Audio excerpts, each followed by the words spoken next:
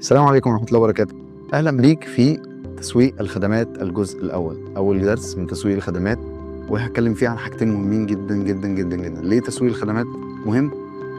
وإيه اللي هيخلينا ندرس تسويق الخدمات؟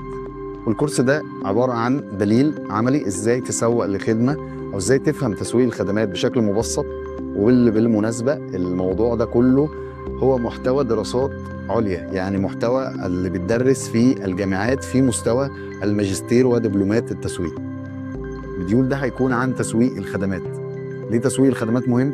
تسويق الخدمات مهم لأنه بيمثل 70% من الاقتصاد على مستوى الدول المتقدمة، وفي الدول النامية يمثل فوق 50%. ولو انت ركزت معايا هتلاقي ان في شركات كبيرة جدا ضخمة جدا بالمليارات والملايين، كل شغلها هو عبارة عن خدمات، بتقدم خدمة وحجم الشركة دي بالملايين. خدمات زي اوبر، النقل الذكي، سواء درايفر بقى او اوبر او كريم او اي كانت الشركة. خدمات زي امازون وجوميا، خدمات اللوجيستيك وطلبات، والخدمات الشحن، والمعظم الخدمات لو بصيت على اي حاجة هتلاقي فيها خدمات.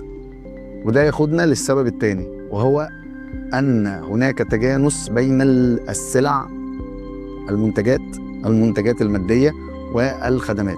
فالمنتجات المادية والخدمات دول جزئين لا يتجزأوا من بعض، في منهم تجانس. في حاجات دي الخدمات فيها بتبقى عالية جدا والمنتج فيها بيبقى قليل جدا، حاجات بيبقى فيها الخدمات قليلة جدا والمنتج فيها عالي ولكن برضو فيها خدمات. فده هيخلينا نروح لتسويق الخدمات، ندرسه نفهمه بشكل مبسط. وهتلاقيني في آخر كل فيديو سايب لك لينك في الديسكريبشن في ملف PDF تنزله، هتاخد منه شرح كل اللي انا بقوله واسئله، عشان دي مهمه جدا، واجب لازم تعمله، لازم تمشي بالواجب. وهتطلع ان شاء الله من الدروس دي فاهم يعني ايه تسويق خدمات، وتقدر تبص بعين مسوق محترف قادر يفهم ويمشي وازاي يعمل تسويق لخدمه، سواء كانت الشخص او كانت خدمتك، وازاي تسوقها بشكل سلس وبسيط جدا جدا جدا.